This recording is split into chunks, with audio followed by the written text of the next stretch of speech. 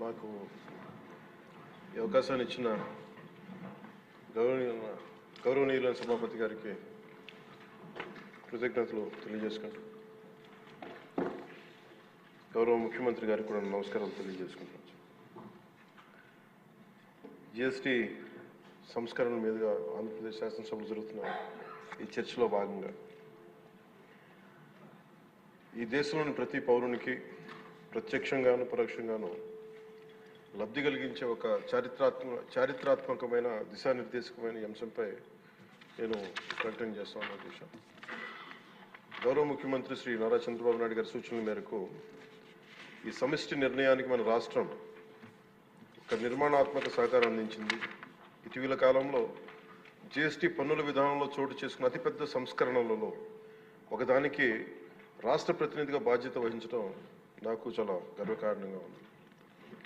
గౌరవ ప్రధానమంత్రి శ్రీ నరేంద్ర మోదీ గారు 2025 ఆగస్టు 15న 79వ స్వాతంత్ర దినోత్సవ సందర్భంగా ఎర్రకోట నుండి చేసిన జిఎస్టీ 2.0 సంస్కరణలు చారిత్రాత్మక ప్రకటన దేశ ప్రగతికి బాటలు వేస్తూ ఉంది.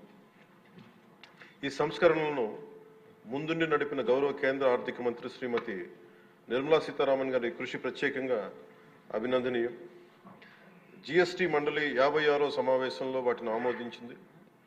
గౌరవ ముఖ్యమంత్రి శ్రీ నారా చంద్రబాబు నాయుడు గారి రాష్ట్ర ఆదాయాలకు ప్రత్యేకించి అనేక సందర్భాల్లో ముఖ్యంగా జిఎస్టీ వచ్చిన తర్వాత గౌరవ ముఖ్యమంత్రి గారు ఒక సందర్భంలో అన్న మాటలు, రాష్ట్ర ఆదాయాలకి నష్టం కలుగుతున్నప్పటికీ కూడా సామాన్యుల ప్రయోజనాల కోసం విధానాన్ని మనం బలంగా సమర్థించాలని చెప్పి ఈరోజు వారు కూడా దీన్ని బలంగా సమర్థించారు. అధ్యక్షతని ఎందుకంటే మనకి ఆర్థిక ఆటుపోట్లని చూస్తూ కూడా వచ్చే ఆదాయం తగ్గిపోతున్న జిఎస్టీ సంస్కరణల వల్ల, కానీ దాన్ని ఇంకొకలాగా దాన్ని ఎలా పూడ్చుకోవాలని తెలిసి ఆయన ముందుండి దీన్ని మద్దతు తెలిపినందుకు వారికి నా కృతజ్ఞతలు తెలియజేస్తాను.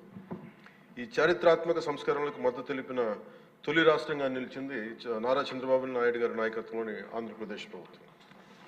జిఎస్టీ పన్నుల విధానాన్ని సులభతరం చేయడం ద్వారా సాధారణ ప్రజలకు ప్రత్యక్ష లాభాన్ని చేకూర్చి వ్యాపారులపై పన్నుల భారాన్ని తగ్గించి పన్ను వ్యవస్థలో పారదర్శకతను పెంచుతోంది. ఈ చారిత్రాత్మక సంస్కరణ పన్నుల విధానాన్ని సులభతరం చేసి వ్యాపార పరిశ్రమల అభివృద్ధికి సహకరిస్తుంది.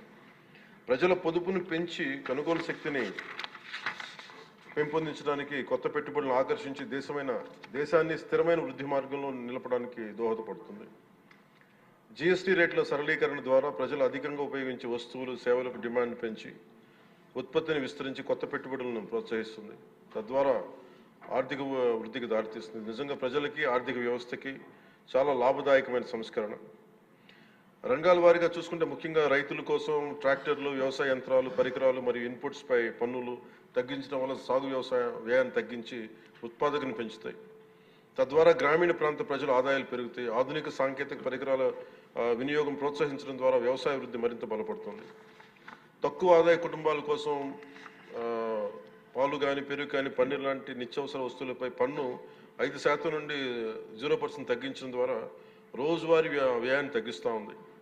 నిత్యావసరాలు నెయ్యి కానీ, వెన్న కానీ, వంట పాత్రలపై పన్ను 12% నుంచి 5% తగ్గించడం కూడా కుటుంబ బడ్జెట్లకి ఇది చాలా ఉపశమనం కలిగిస్తుంది.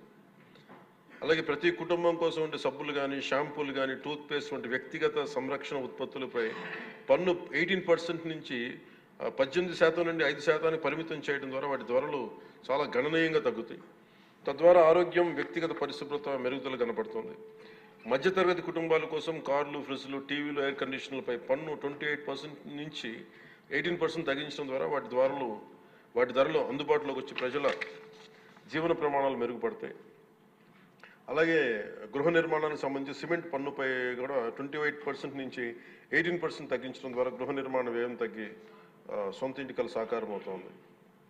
ఆరోగ్య రంగం కోసం ఔషధాలపై పన్ను 12% నుంచి 5%కి, అత్యవసర మందులపై పన్ను 5% నుంచి 0% తగ్గించడం ద్వారా రోగులకి చాలా కీలక ఉపశమనం కలిగి అందరికీ వైద్య సేవలు అందుబాటులోకి వచ్చి ప్రజా ఆరోగ్య సంరక్షణ మెరుగుపడుతుంది.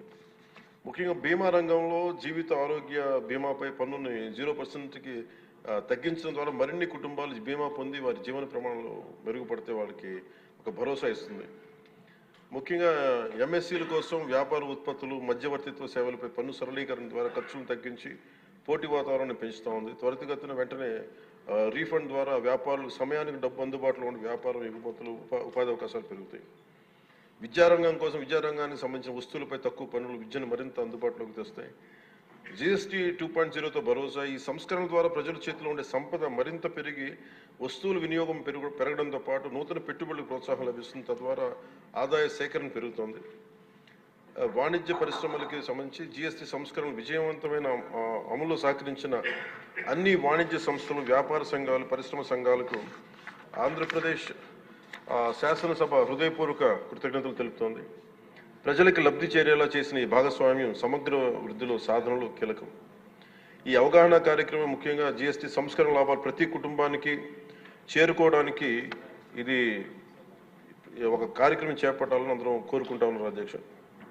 జిల్లా నుంచి గ్రామ స్థాయి వరకు ఈ అందరికీ తెలిసేలాగా మరింత ఏమేమి తగ్గుతాయి, ఏవి బెనిఫిట్స్ ఉన్నాయి, ఇవన్నీ ప్రజలందరికీ తెలియజేసే ఒక కార్యక్రమం ఖచ్చితంగా రూపొందించాలి. దాని మీద మేము కోరుకుంటా ఉన్నాం.